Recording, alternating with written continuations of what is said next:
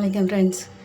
இன்றைக்கி நம்ம சேனலில் என்ன பார்க்க போகிறோன்னா மணத்தக்காளி வத்தல் வத்தானம் தான் பார்க்க போகிறோம். வாங்க வீடியோக்குள்ளே போகலாம்.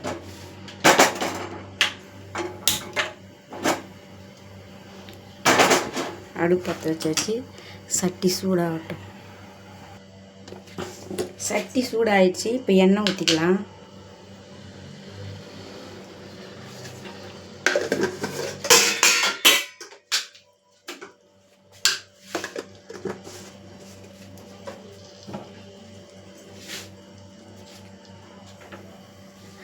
எண்ணெய் ஊற்றியாச்சு. கொஞ்சம் சூடாகட்டும். எண்ணெய் சூடாகிடுச்சு. இது வடகம், எங்கள் அம்மா வீட்டிலேருந்து எடுத்துன்னு வந்த வடகம். இப்போ அதை போட்டுக்கலாம்.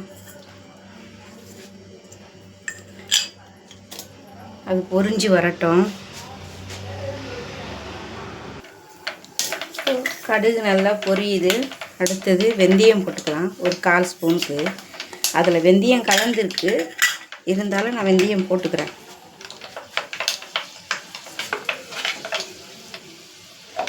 இப்போ அடுத்தது சின்ன வெங்காயம் வெட்டி வச்சுருக்கேன். ஒரு 100 கிராமு, ஒரு 2 தக்காளி, கருவேப்பிலை, பூண்டு, பச்சை மிளகாய்.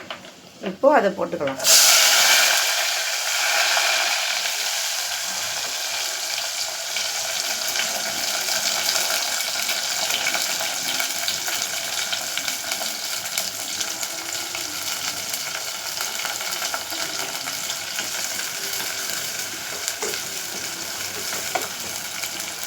நல்லா வதங்கட்டும்.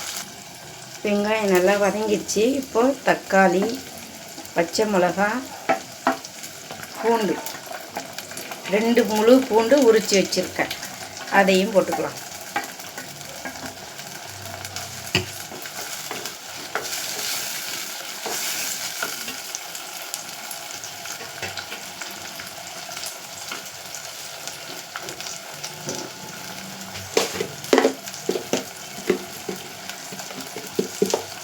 இப்போ ஒரு 1/4 ஸ்பூனுக்கு உப்பு போட்டுக்கலாம்.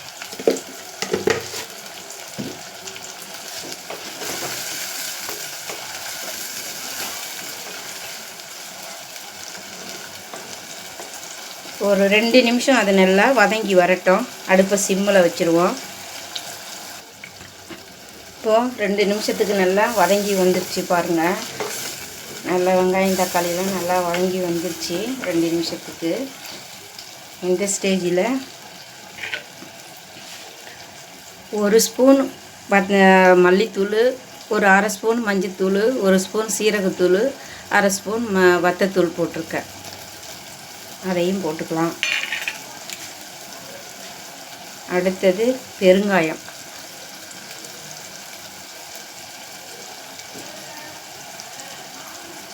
இதை போட்டு நல்லா நம்ம மிக்ஸ் பண்ணி விட்டுக்கலாம்.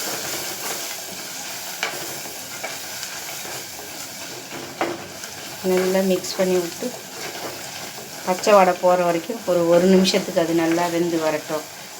மசாலா பச்சை வடை போகணும்ல. நல்லா பச்சை வடை போகிற வரைக்கும் நல்லா வதங்கி வந்துடுச்சு. இப்போது இதில் ஒரு எலுமிச்சை சைஸ் அளவு புளியை கரைச்சி, 2 தக்காளி, மசாலா தூள் எல்லாம் போட்டு கரைச்சி வச்சுருக்கேன். இந்த வத்த குழம்புக்கு புளி, கருப்பு புளி இருந்தால் தான் நல்லாயிருக்கும். இப்போ அதையும் அதில் ஊற்றிக்கலாம். அவ்வளோதான், முடிஞ்சது. இப்போது இந்த ஆணம் கொதித்து வரட்டும். நம்ம பார்க்கலாம் திரும்ப. சரிங்களா? ஒரு 10 நிமிஷத்துக்கு நல்லா அது கொதித்து வரட்டும். இப்போ ஒரு மூடியை போட்டுக்கலாம். நான் புளி கரைக்கும் போதே கல் உப்பு போட்டு புளி கரைச்சிட்டேன். வெங்காயம் வதங்கிறது கொஞ்சம் உப்பு போட்டேன்னா அது அப்படியே இருக்கட்டும். ஆனால் நல்லா கொதித்து வரட்டும். வத்த குழம்பு கொதித்து வந்தோடனே அப்புறமா உப்பு எல்லாம் பார்த்துக்கலாம். இப்போ ஒரு மூடியை போட்டுடலாம். இப்போ நெக்ஸ்ட்டு நம்ம அந்த வத்த குழம்புக்கு மணத்தக்காளியை நம்ம அதை கொஞ்சம் லைட்டாக வறுத்து எடுத்துக்கலாம். சரிங்களா? இப்போ சட்டி சூடாக விட்டு இப்போ கொஞ்சம் நல்லெண்ணெய் ஊற்றி அதை நம்ம வதக்கி எடுத்துக்கலாம். நிறைய எண்ணெய் ஊற்றக்கூடாது, லைட்டாக கொஞ்சம் தான் ஊற்றணும்.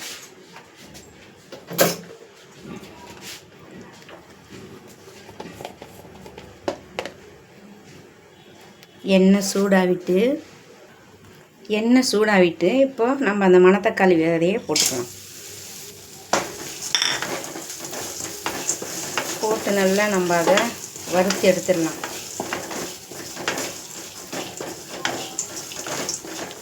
மணத்தக்காளி விதையும் வந்து இந்த மணத்தக்காளி இதுவும் வந்து எங்கள் வீட்டிலேருந்து தான் கொண்டு வந்தது. எங்கள் அம்மா வீட்டிலேருந்து தான் கொண்டு வந்தேன். இதுவும் இந்த வடகம் போட்டு இந்த வத்த குழம்பு செய்யும்போது அது ஒரு தனி டேஸ்ட்டுங்க. சரிங்களா? நீங்களும் அந்த மாதிரி செஞ்சு சாப்பிட்டு பார்த்துட்டு எனக்கு கமெண்ட்டில் சொல்லுங்கள் எப்படி இருக்குதுன்னுட்டு.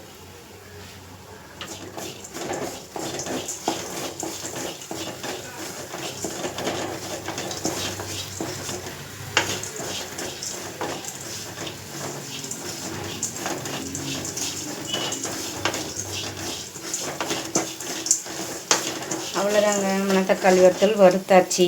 அடுப்பு ஆஃப் பண்ணிப்போம். சூடு ஆறினோடனே குழம்பு கொதிச்சோன்னா அதில் போட்டுக்கலாம். இப்போது அடுப்பு பற்ற வச்சு நான் நெக்ஸ்ட்டு ஒரு தொட்டுக்கடை செய்ய போகிறேன். சரிங்களா?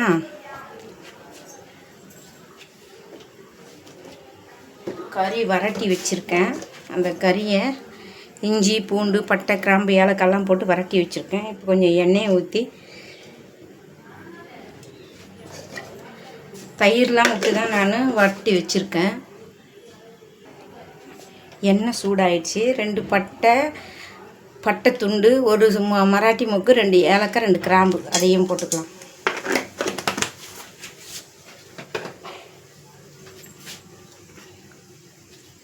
போட்டு நல்லா அது பொரிஞ்சு வருது. ஒரு தக்காளி பழம், 1 ஸ்பூன் இஞ்சி பூண்டு பேஸ்ட்டு,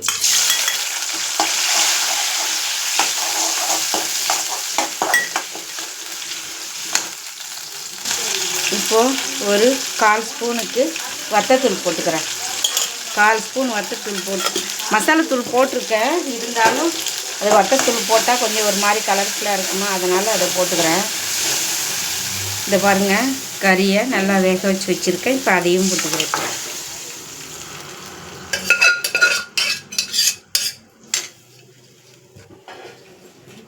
சிறிதளவு கருவேப்பிலையும் போட்டுக்கிறேன். ஒரு 2 நிமிஷம் நல்லா அது தண்ணி வற்றி வரட்டும், பார்த்துக்கலாம். இப்போ வத்த குழம்பு ரெடி ஆகிட்டு இப்போது இந்த மணத்தக்காளி வத்தலை இப்போ அதில் கொட்டிக்கிறேன். அடுப்பு அந்த பக்கம் மாற்றி வச்சுட்டேன். இப்போது கஸ்தூரி மேத்தி ஒரு 1/4 ஸ்பூனு அதையும் போட்டுக்கிறேன். சிறிதளவு போட்டிருக்கேன். அவ்வளோதாங்க, முடிஞ்சிட்டு. வத்த குழம்பு பிடிச்சிருந்தா நீங்களும் இந்த மாதிரி செஞ்சு சாப்பிட்டு பார்த்துட்டு எனக்கு கமெண்டில் சொல்லுங்கள். இப்போ அடுப்பு ஆஃப் பண்ணிக்கிறேன்.